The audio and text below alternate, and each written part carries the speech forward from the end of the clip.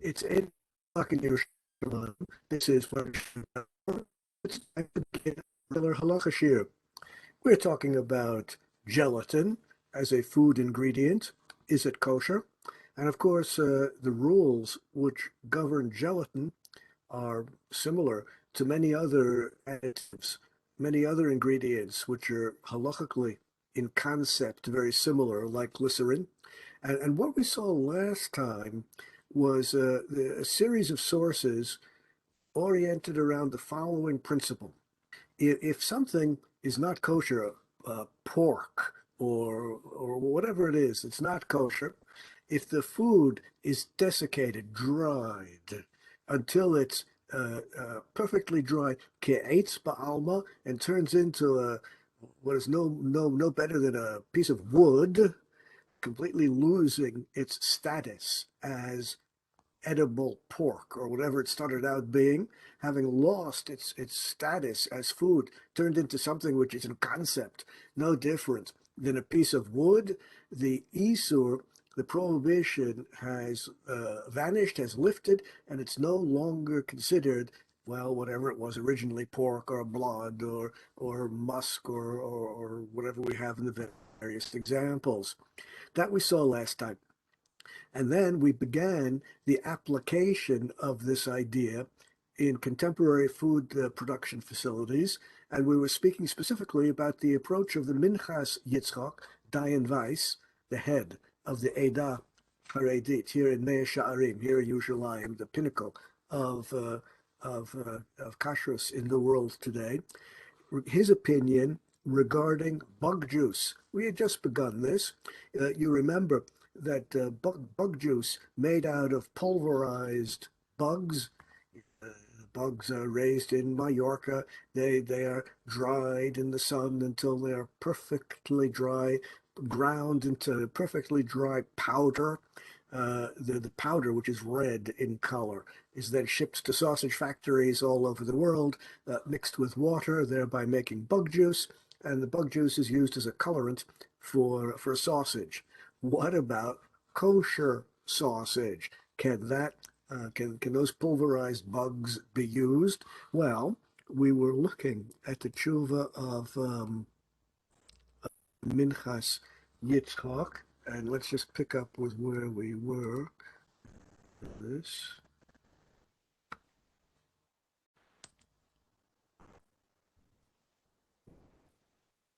So I know how to do it. Here it is. Uh, we began looking at this. Let's go over quickly the point we already saw, then we'll pick up with new material. First of all, he pointed out that there's a double suffix. Suffix number one is that the colorant is not added for taste, it's only added for color. And the rule is that something which contributes no taste to a mixture cannot prohibit the mixture. Once again, something which contributes no taste to a mixture cannot prohibit the mixture. That's the underlying concept in the 1/60th rule. Why do we always speak about the ratio of 1/60th in kashrus? Because the presumption is, doesn't always work, but the presumption is that anything less than 1/60th in a mixture is not going to affect the taste of the mixture. And anything which is not going to affect the taste is not going to prohibit the mixture. Therefore, if there's a little bit, minute amount of pork or whatever it is in the mixture, and that amount is not enough to contribute any noticeable taste, typically around 1/60th. And the 1/60th rule is not an absolute rule. There are some things with powerful taste where even far smaller quantities affect affect the taste of a mixture.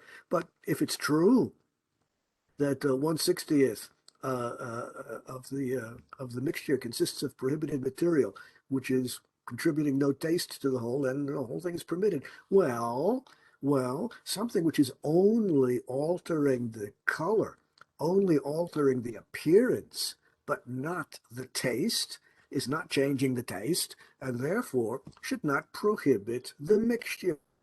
Therefore, if the salami is only being the borscht, the sausage is only being colored by the bug juice, it should be okay because the bugs are not contributing a taste. That's one suffix. Second suffix is Dilma, Have achar 12 chodesh. Maybe the bugs died more than 12 months ago, and as just about all of the poskim agree, an insect which has been dead for over 12 months is presumed to be totally dry and desiccated. You know, it's not always true. It depends on the environment. If it's in a jar with liquid, so it's not going to dry out. But if an insect is left in a dry place, exposed to the air for 12 months or more, the presumption is that it's totally dried out and therefore has the status of afra, no different than dirt. It's not, it doesn't have the taste of the original insect anymore. Well, there are two reasons for leniency. Okay, this we saw last time. Now we pick up with new reasons, additional reasons for leniency. Afilu l'divrei anoda b'Yehuda, paka kol isa le'achar she'eno ro'ui afilu le'achilas kelev. The Noda b'Yehuda, Rav Yecheskel Landa was his name, the great 19th century Rav of Prague. He said that this idea of drying out the food and therefore having the food lose its prohibited status because it's so dry, this idea pertains this idea pertains only if it's truly no longer food in any sense. Not even an animal would eat it. Oh, but that's true in this case. Not even animals would eat the dry powder of these desiccated bugs, and therefore, even according to Noda B'Yehuda, this bug powder is not food in any sense, and therefore should not prohibit the mixture when it's added to the sausage. Thirdly, and finally, יש לצרף את סברת החוכמס אדם שייבוש בחום מועיל כ12 חודש. Thirdly, the 12-month rule in drying out insects has to do with insects which are just left at room temperature, exposed to the dry atmosphere. If the insects are heated in an oven, that speeds up the drying process, and you don't have to wait 12 months.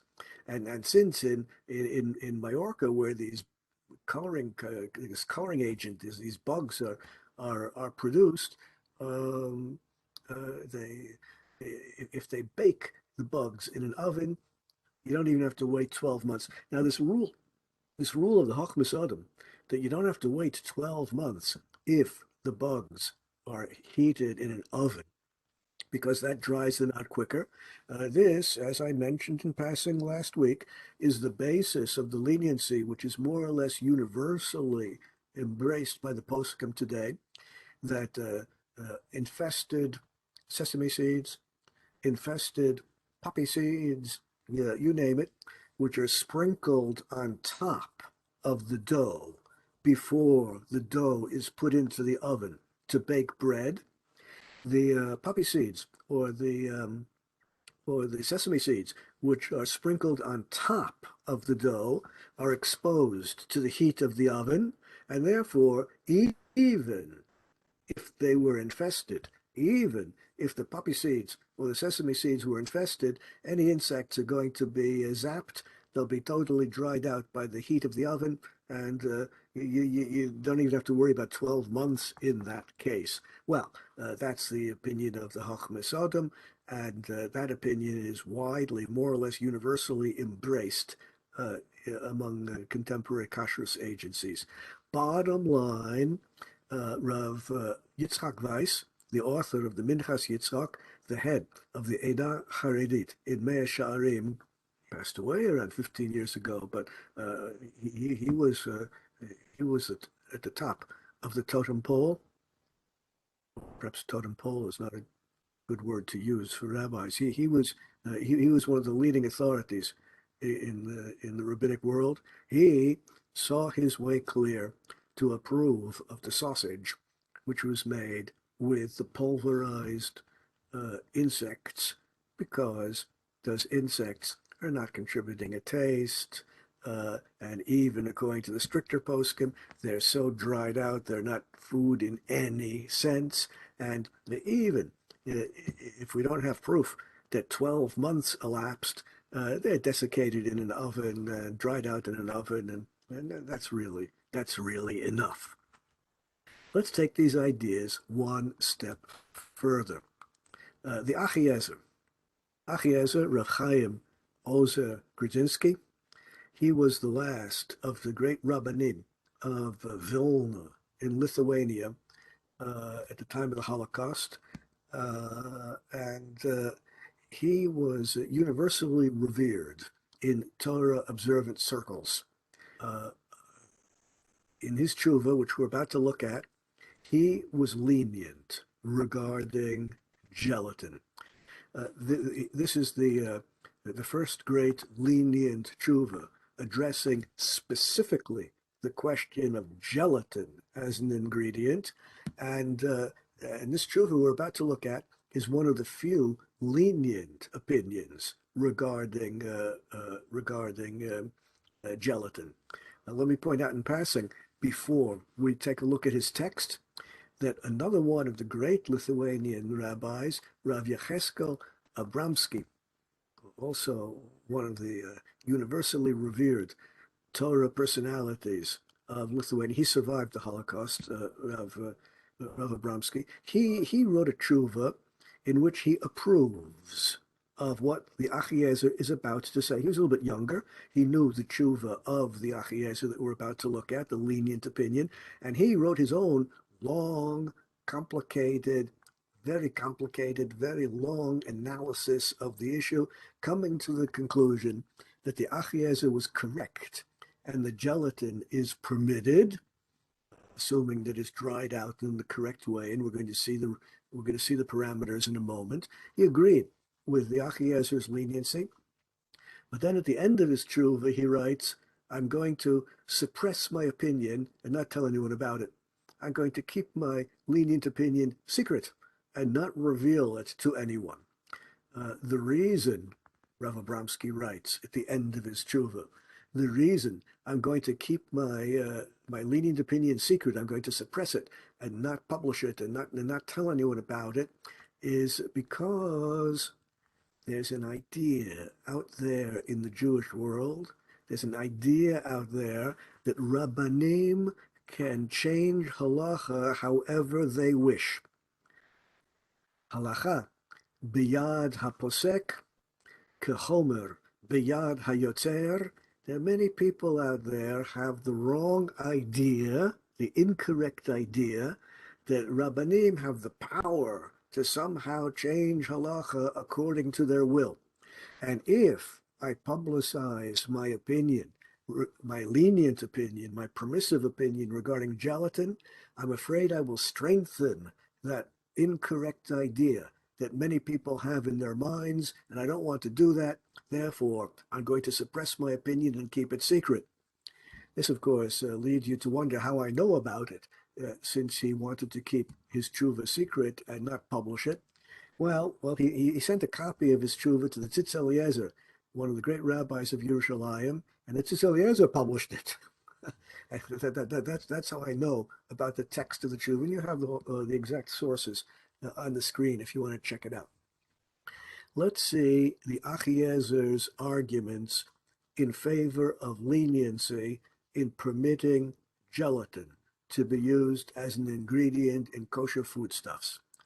Aleph, first point. Harama hitir keva yevesha ke'etz ba'alma. The Shulchan Aruch permitted dried out stomach linings to be used in making cheese. She'ein ba'lichluchlit basar, as long as there was no moisture at all in the stomach lining, it was totally, perfectly dried out. Shulchan Aruch says it lost its status as being meat.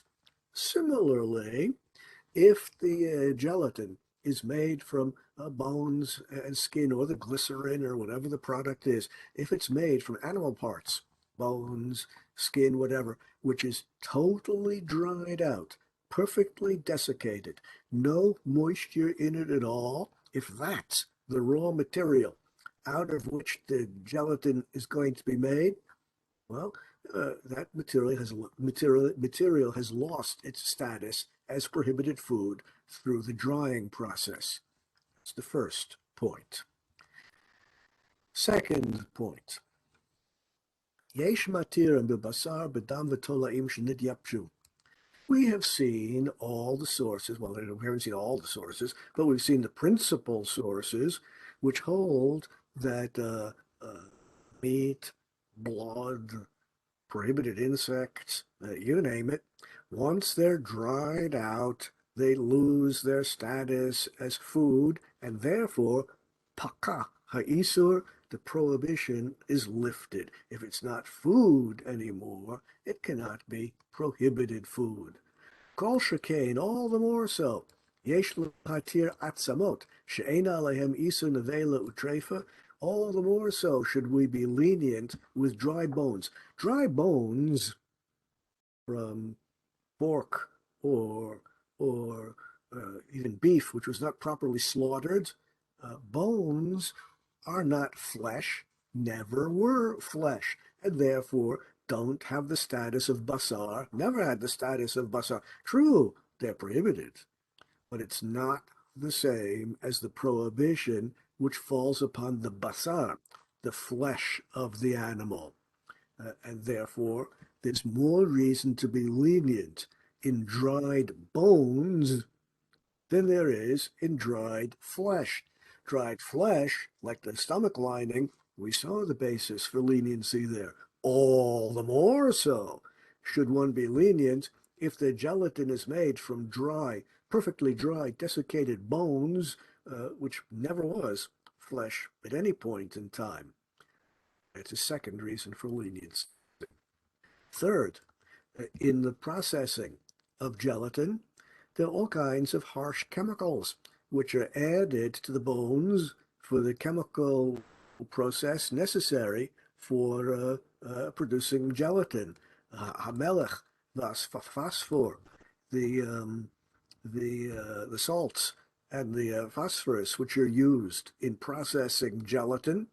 Sorefu michaleh, those chemicals are so harsh that even if we started with flesh, these chemicals would ruin it and make it inedible. The chemicals used in process, you're wondering why anyone would want to eat it afterwards. Well, I leave that for other people to deal with. But the chemicals used in processing, the gelatin are so harsh that they would completely ruin any ordinary food. And here we're not even starting with ordinary food. We're starting with dried animal bones. Lachain, therefore, ha'isur eino ra'ui lepleta, therefore, there is no prohibited taste left in these bones, which can be released into anything else you eat. Mechalei means to destroy. Kilui is destruction.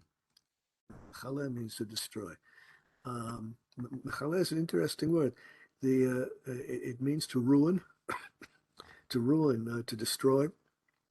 In German, if you're interested in the etymology, the history of German words, the ordinary German word for bankrupt in ordinary everyday German is pleite.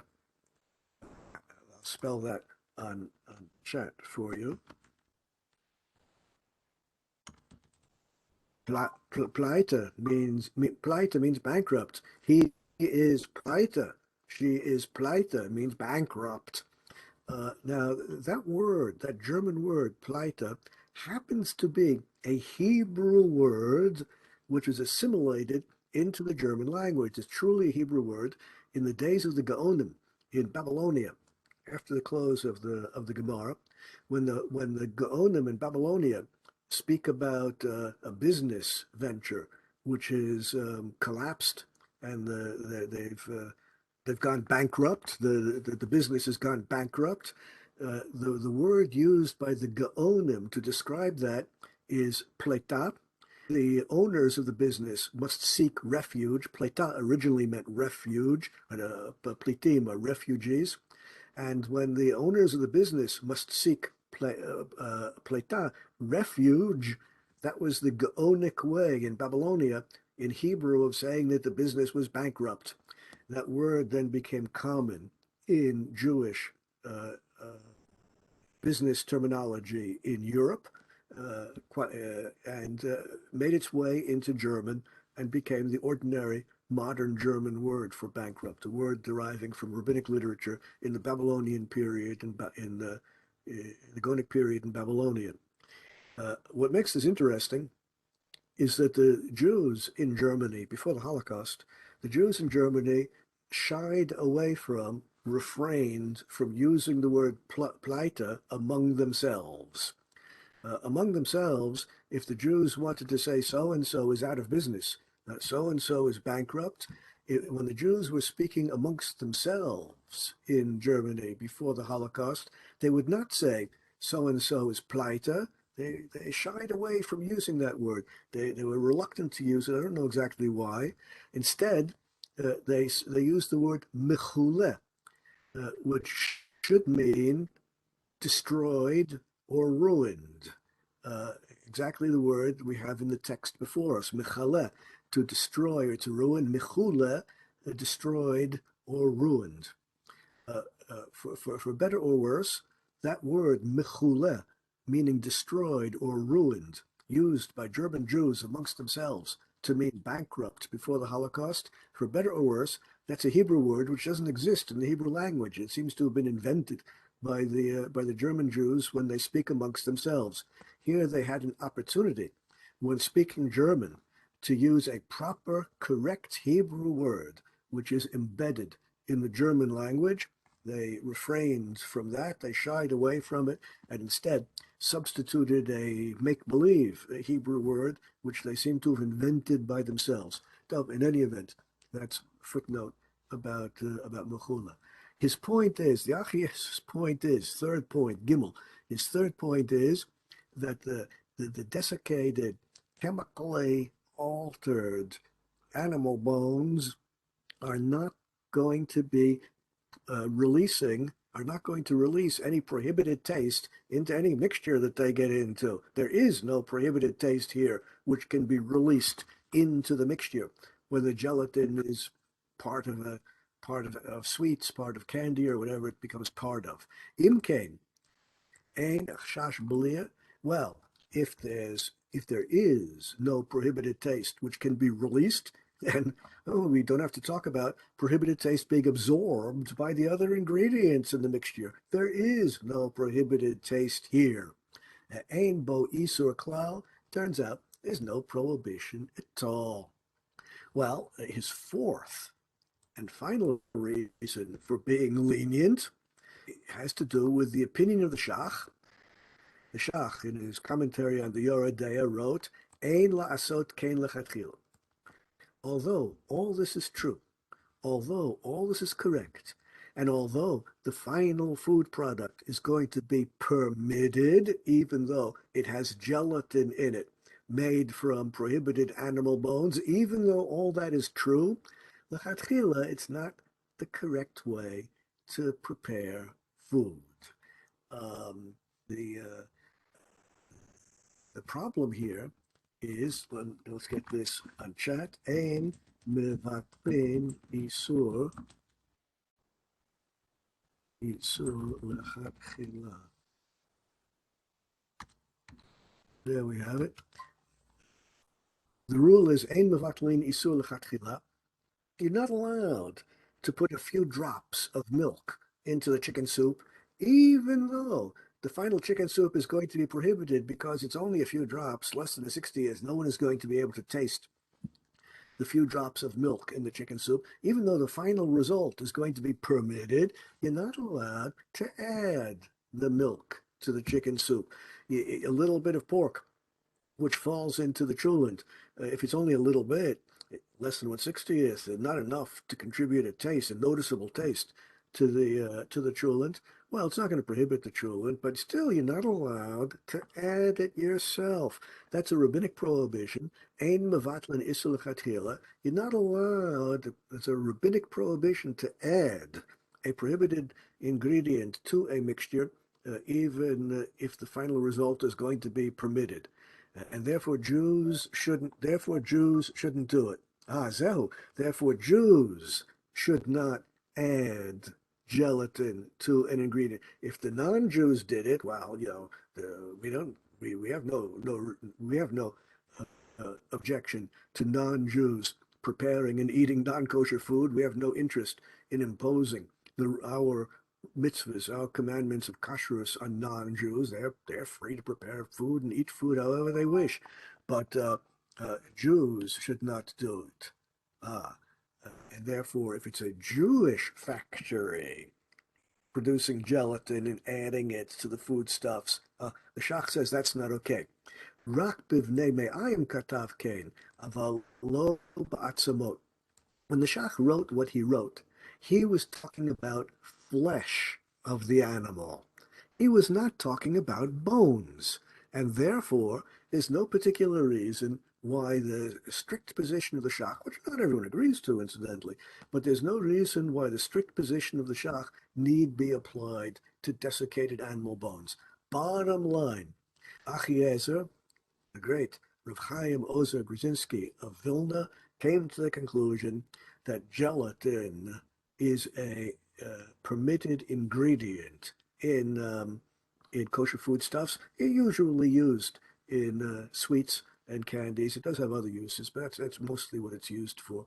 The and Of course, once he published his opinion, uh, his Talmidim and certain other rabbis fell in line with his lenient opinion and therefore approved gelatin. All of this depends on the bones being completely free of flesh, only bones, as long as we're not talking about the meat of the animal and only the bones, and as long as the bones are thoroughly dried, thoroughly desiccated, then Rav Chaim Ozer in the Achiezer applies his leniency.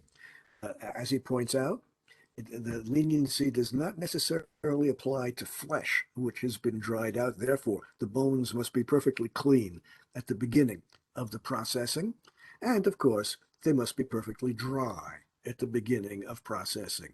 If you can assure these two requirements, then Achiezer is happy with the gelatin you produce, and it can be added to the sweets, it can be added to the candies, and that's kosher. Now, this is a tshuva which he published in his lifetime. There's another tshuva which he did not publish in his lifetime, and that's the one I want to refer to briefly now, regarding cheese production. And in a tshuva which was only published after he passed away, in that tshuva, he writes about rennet, which is extracted from the stomach lining of the cow. And if the rennet, the enzyme, which coagulates milk into cheese, if that rennet is thoroughly dried and pulverized into powder, then since that rennet has undergone chemical processing and complete dryness, it has exactly the same lenient status as the gelatin we just spoke about, and therefore, uh, even though the Shulchan Aruch requires that the stomach lining of the cow, which is going to be used to make kosher cheese, come from a kosher cow that was properly slaughtered and the internal organs were properly examined and everything is kosher and correct, even though the Shulchan Aruch insists that the stomach lining be from a entirely kosher animal, if it's not the stomach lining which is being added to the milk to make the cheese, only the processed enzyme which is extracted from the stomach lining with a chemical process and totally dried and ground into powder, if that's the enzyme which is being used, even if it came from a pork belly or or improperly slaughtered cow should also be okay. Now, this tshuva of the Achiezer is lenient and highly controversial. Most poskim, the overwhelming majority of poskim, reject this leniency. Let's see why and how it works. Let's see the problems that all the other poskim find in the Achiezer's lenient reasoning. First, we have the Minchas Yitzchak. He speaks about the Achiezer explicitly, and he was asked about intestines, synthetic intestines, which are used for the casing to stuff sausages. There was a sausage factory.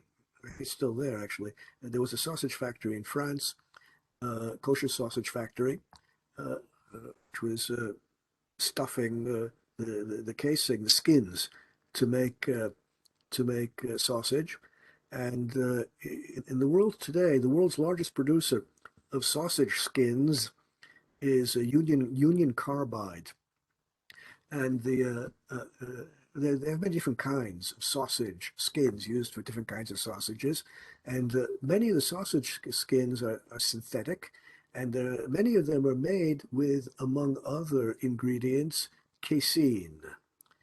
Casein is a milk protein, which are part of milk. It's derived from milk, and that protein is an ingredient in the sausage skins produced by Union Carbide. Many of their skins, and then sausage is stuffed into it and processed in the way that you make sausage. And the question arose whether or not kosher sausage can be stuffed into these Union Carbide skins, and whether that's acceptable or not, even though there's some casein, milk protein, in the skins. That was the question. Af al pi she'akula shel Achiezer lahatir isurim she'avru shinui kimi lo nitkabla. Even though the Minchas Yitzchak says, again, Dayan Weiss, the head of the Eidach Haredis, even though the overwhelming majority of poskim reject the Achiezer, we've not yet seen the reasons, but we're going to see, even though the leniency of the Achiezer is roundly rejected, nonetheless, there's room to be lenient and permit kosher sausage, where the meat ingredients are stuffed into a sleeve, into a casing, where there's milk ingredients. Kevan sha'isur nityabesh yibush kamur v'na'aseh ke'etz ba'alma. Since the casing, the sleeve used to stuff the sausage is totally dry. It's like a piece of plastic. It's totally dry, and therefore not food in any sense. Therefore, the prohibition, the status of milk has left it, even though milk protein is one of the ingredients. Further, Further, the leniency of total desiccation is well established, both in connection with insect infestation and the other examples which we saw this week and last week, since the minhag to be lenient in cases of total dryness is a well-established minhag. We should not object to it. There is basis for it. The Minchas Yitzchak therefore permitted the sausage made with those casings, with those sleeves. Well, let me just point out in passing that there's a sausage factory, kosher sausage factory in Belgium, which also uses Union Carbide skins for the sausage, and the Rav in charge of the kashrus there, Rav Yerachmiel Cohen, whom we're going to meet in a few minutes, we're going to look at his tshuva. He wrote a long tshuva also approving of the skins, the sausage skins with the milk protein in it, following the thinking of the Minchas Yitzchak. He also approved. And before the factory went into production, when they were still in the planning stage, Rav Yerachmiel Cohen, the kashrus, the man in charge of kashrus in Antwerp, sent his tshuva justifying the use of those sausage skins to Rav Halperin, who was the head of kashrus in London in those days, because he wanted to be sure, the factory owners wanted to be sure that the rabbis in London would approve of the sausage skins, because they wanted to be able to market their sausage not only in Belgium, they wanted to be able to send the kosher sausage to Britain as well and market it there. They wanted to make sure that they weren't going to get in trouble with the great rabbis of Britain. Rav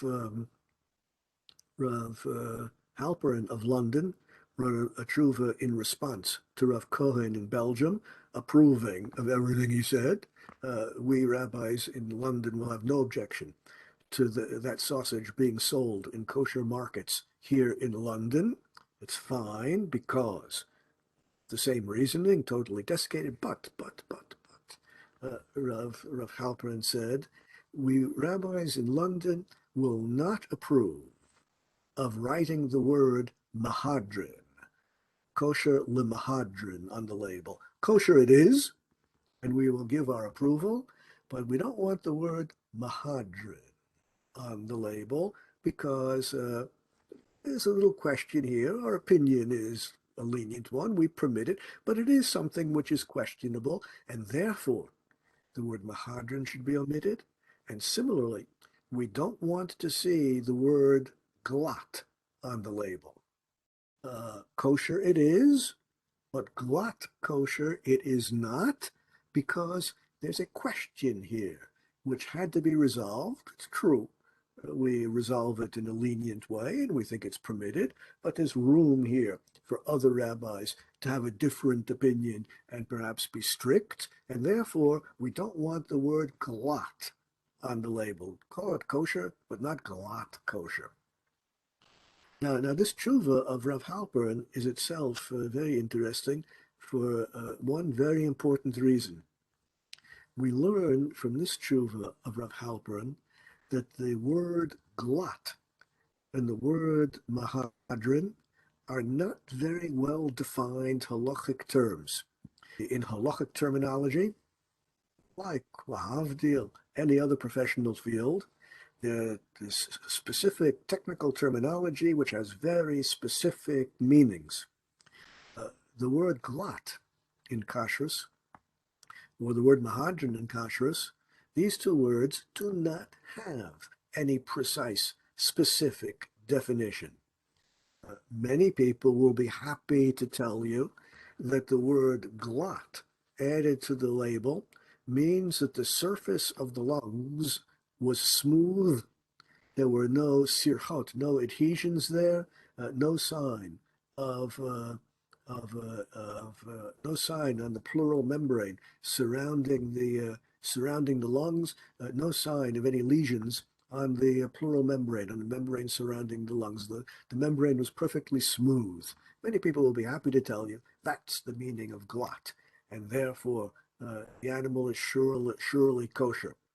Well, you notice that Rav Halperin did not embrace that definition of the word glat. He did not think that the word glat has anything to do specifically with the smoothness of the pleural membrane surrounding the animal's lungs. He had a totally different idea of what the word glat means. He thought it means free of any questionable issue which we rabbis had to decide. True, we decided leniently, but it's a question which had to be decided. Therefore, the product is not glat. It follows, therefore, that if you wish to have only glat kosher food, or if you wish to have only mahadrin food, Just because you see the word mahadran or the word glot on the label does not necessarily mean that your idea of glot or mahadran has been fulfilled. Since this is not a clearly defined halachic term, different rabbis use the terms in very different ways, and one rabbi might, in good conscience, write that the product is glot and mahadran, whereas according to other rabbis, that might not be true at all. Kosher is a word with a very precise definition, which all rabbis will agree to. Glot kosher is up for grabs. Mahadran is up for grabs. Different rabbis will define the word in different ways. And we see that Rav Halpern didn't want the word glot on the label of these sausages that were going to be sold in England, in Britain. Rav Cohen in Belgium would have had no objection to adding the word glot to the label as long as the lungs were smooth. Very different definitions of the word glot or mahadran. So in any event, we see that the leniency of the Achiezer, even though it is not generally embraced by the poskim, nonetheless was still applied in the case of the sausage skins. Let's go one step further. Why, then, are so many rabbis strict on this issue? Why is this leniency not embraced by so many rabbis? The reason is because of a passage in the Rambam. Let's take a look at what the Rambam says, and then we will understand why so many rabbis reject the leniencies that we've seen up till this point. These are the words of the Rambam. Ha'ochel minavela o treifa o behema v'chaya hatameim, anyone who eats a prohibited animal, whether it's nevela, something wrong with the internal organs, or treifa, improperly slaughtered, so that backwards, either nevela, improperly slaughtered, or treifa, something wrong with the internal organs, or it's just not a kosher species, it's pork or camel. Anyone who eats prohibited meat, min ha'or or min ha'atzamot, whether it's the skin or the bones of the animal, min ha'gidim or the tendons of the animal, right? The tendons connect the muscle to the bone. Min hakarnayim, eating the horns of the animal. Min hatlafayim, the hooves of the animals. Min hatzipornayim, the fingernails or toenails of the animals, whether it's a fowl, a bird, mimikomot shemivatzbetz misham bedam,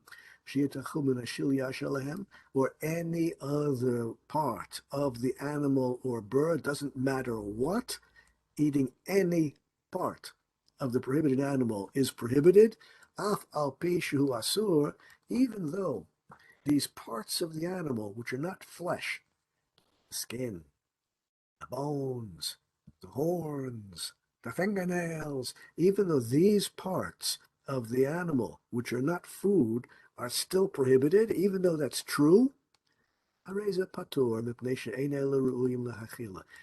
not allowed to eat them, if you do eat them, you don't get any penalty.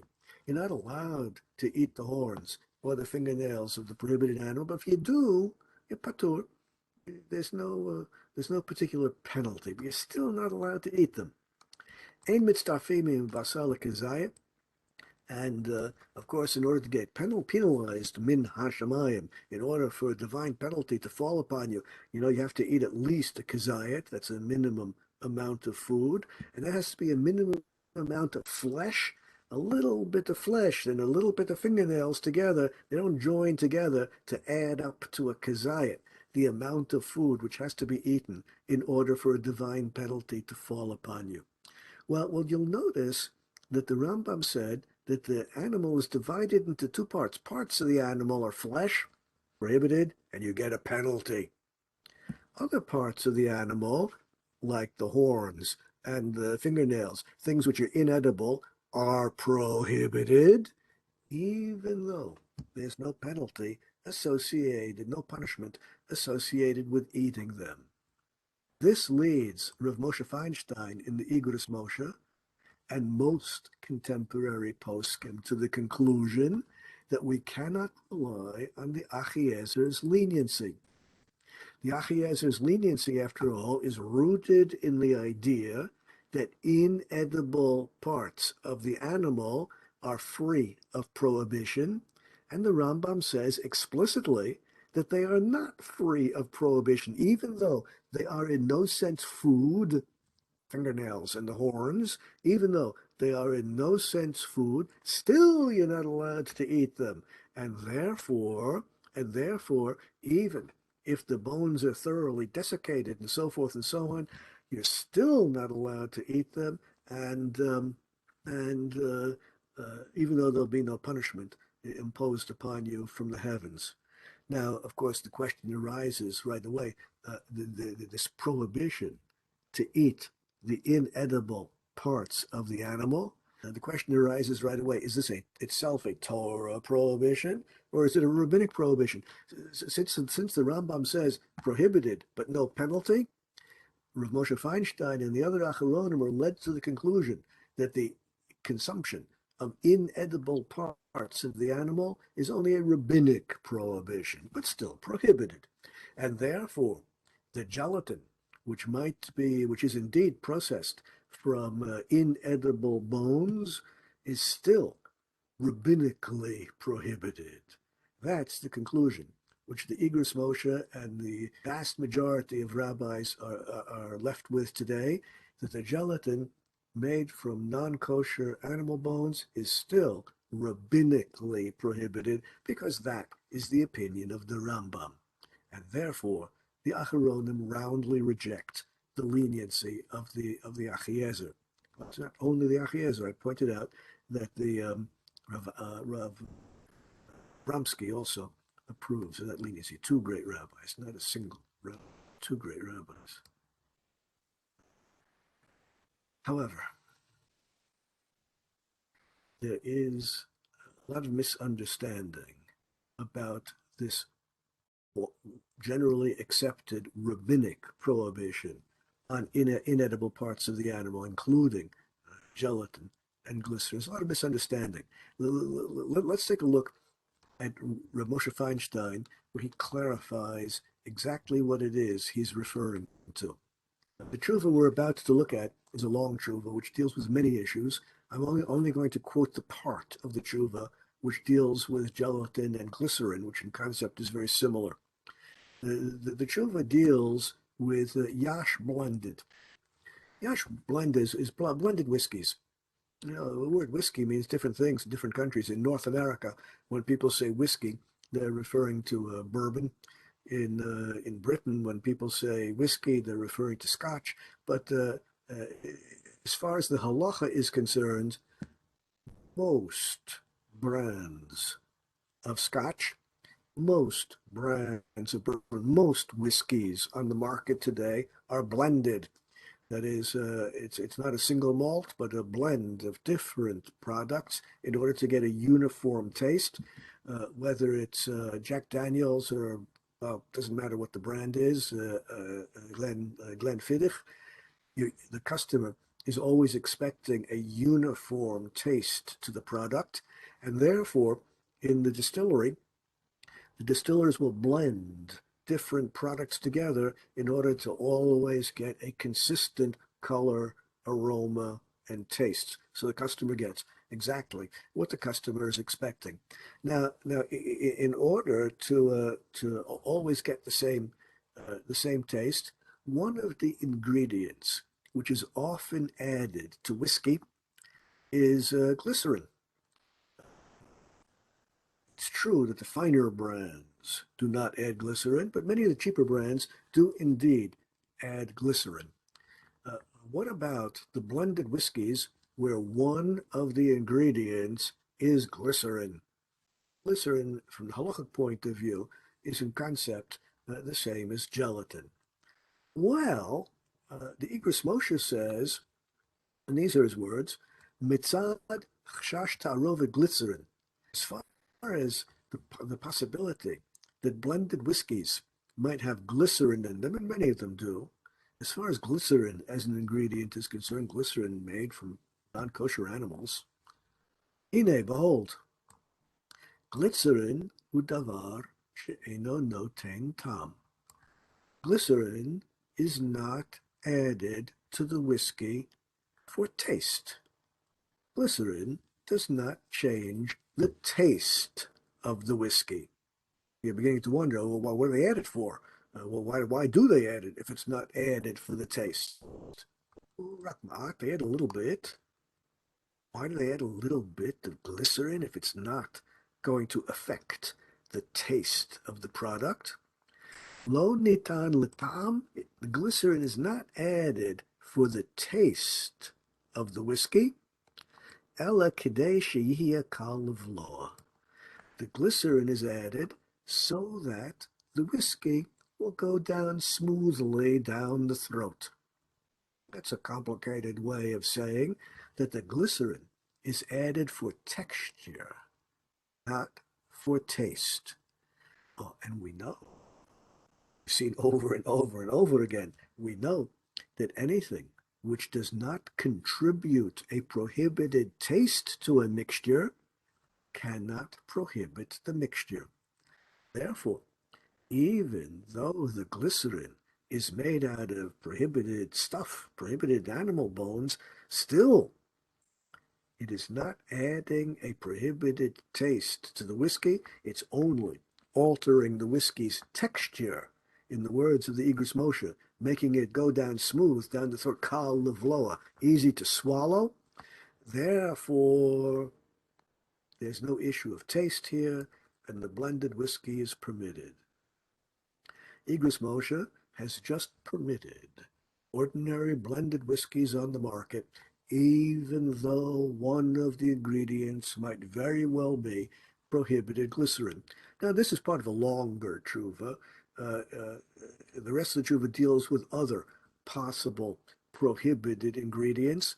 Blended whiskeys might, among other things, be blended with a little bit of prohibited wine. And the list of possible prohibited ingredients in the blended whiskey goes on, and the long tshuva deals with each of them one at a time, and in every case comes to the conclusion that the blended whiskeys are permitted, and therefore, according to the Igros Moshe, the ordinary whiskeys on the market, whether it's bourbon or scotch, require no rabbinic supervision, even if it is true that there is some prohibited this, prohibited that as an ingredient. Well, we focused only on the problem of glycerin here.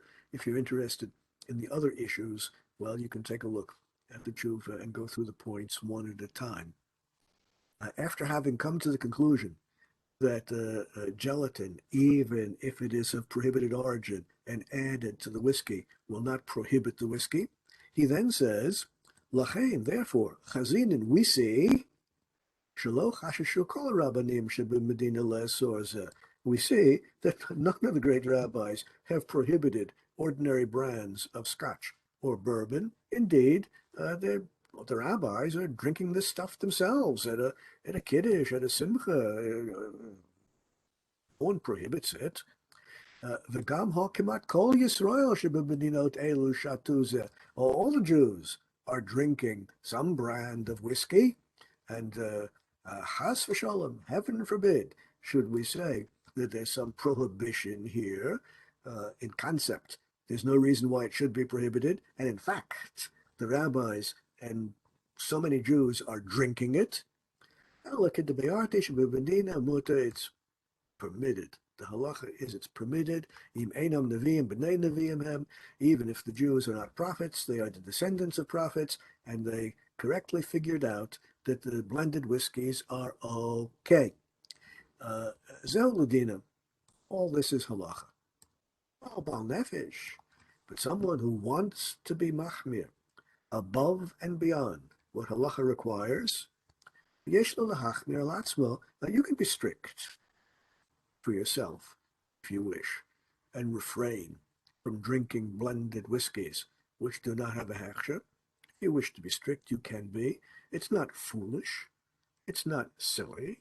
It's not stupid to be machmir, to be strict.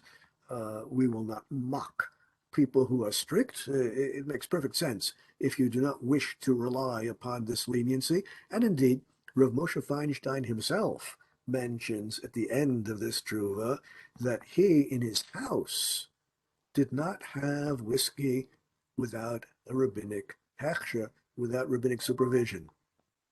At a simcha or an event, if he was offered a l'chaim, if he was offered whiskey to drink at some public event, a simcha, a kiddush, he drank it without asking what bottle it came from. But in his own house, he chose to be strict and take only whiskeys with a hechsher.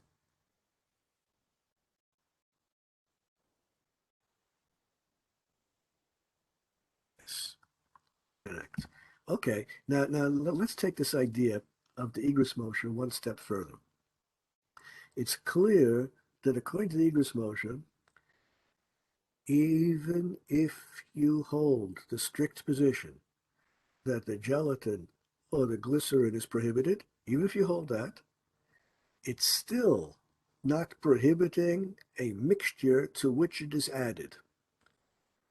Therefore, it is the gelatin itself, by itself, that you're not allowed to eat. It is the glycerin itself, by itself, that you're not allowed to eat. When I say itself by itself, I mean more, well, Igros Moshe says that means more than 50% of a mixture, more than half of a mixture. If more than half of the food in front of you on the plate is gelatin, if more than half of the beverage is glycerin, and to the best of my knowledge, there is no such product, if more than half is glycerin, then you are drinking glycerin itself, and that's prohibited. But if it's only a mixture, mixture means less than 50%, less than half of the beverage is glycerin, then the glycerin is not contributing a taste, and the beverage is okay. As far as gelatin is concerned, the vast majority of products which contain gelatin have only a little bit of gelatin in them. By little bit, I mean less than half of the mixture, less than 50%, and therefore, even according to the strict opinion of Rav Moshe Feinstein, are permitted. Of course, there are products which are well over 50% gelatin, for example, Jello, uh, uh, gummy bears. I don't know if we're allowed to talk about. I talk about the non-hallucinogenic versions of gummy bears. Um, are a majority gelatin. There are products like Jello, which are majority gelatin, and therefore, according to the strict opinions, are indeed prohibited. But most products which include some gelatin in them are less than 50% gelatin. The gelatin is added not for taste. It is, after all, tasteless. The gelatin is not added to change the taste of the product, but rather to change the consistency, the texture of the product. And even the strict Reb Moshe Feinstein is lenient in cases like that. At this point, I just want to outline the tshuva of Rav Yerachmiel Cohen in the Heirim Cohen. He's a rabbi I mentioned earlier today. I promised to get to him later, even though we're running out of time.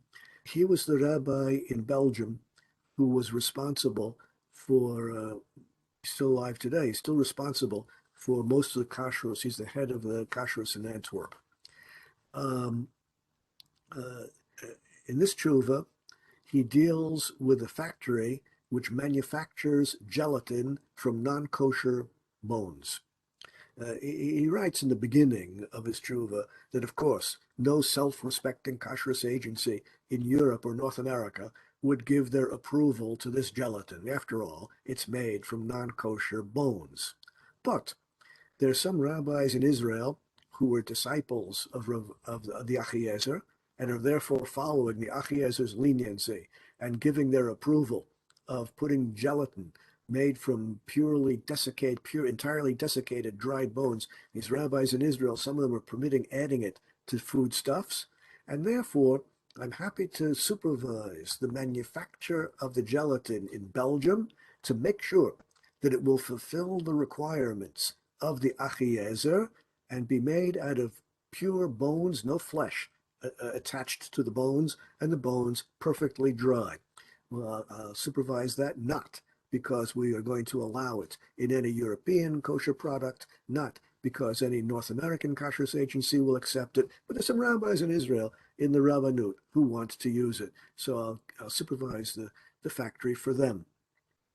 I asked the foreman, the minahel of the factory, where the bones come from. What kind of bones are they? And indeed, there are two categories of bones. Some of the bones are collected from European butchers. They have flesh attached to them, and the production line, which manufactures gelatin out of the European bones, which still have some flesh attached to them, do not get the kashrus approval according to the lenient opinion of the Achiezer. There's a separate production line which uses only perfectly dry, clean and dry animal bones, and these are imported from India. The minahel, the foreman, the work foreman, reports to the rabbi, these bones come from India, the bones are collected in open fields in India, and I do not know what species of animal the bones came from. For all I know, the non-Jewish work foreman in the factory says, these could be human bones. Um, well, you see, according to the Achiezer, the bones have no flesh attached to them. They're perfectly dry, therefore no objection to the gelatin. And that gelatin was indeed still being shipped to Israel, where certain rabbis in the Rabbanut approve of it as an ingredient in foods in Israel. Uh, and I imagine that if you would ask an Israeli off the street, what do you think about the controversy of the rabbis about gelatin? I think most Israelis would have difficulty working up much interest one way or another regarding the underlying controversy of gelatin. But if you tell the same Israeli that the controversy might have to do with cannibalism, I suppose that it would arouse much greater interest in the general public. In any event, I just wanted to quote this opinion of the Veherim Cohen, Rav Yirmiyahu Cohen, because of its interest regarding the possibility of bones being of human origin. With this, we're going to conclude our little series of shiurim about gelatin and glycerin.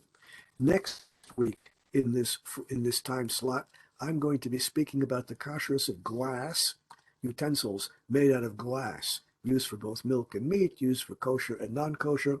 And in Mondays, in this time slot, I'm going to be speaking about the opinions of the poskim regarding secular studies, non-Torah studies. That'll be beginning next week. Until then, I wish you a good week and eventually a Shabbat Shalom, and look forward to seeing you all again in the continuation of the Web Yeshiva. Until then, Shalom Shalom.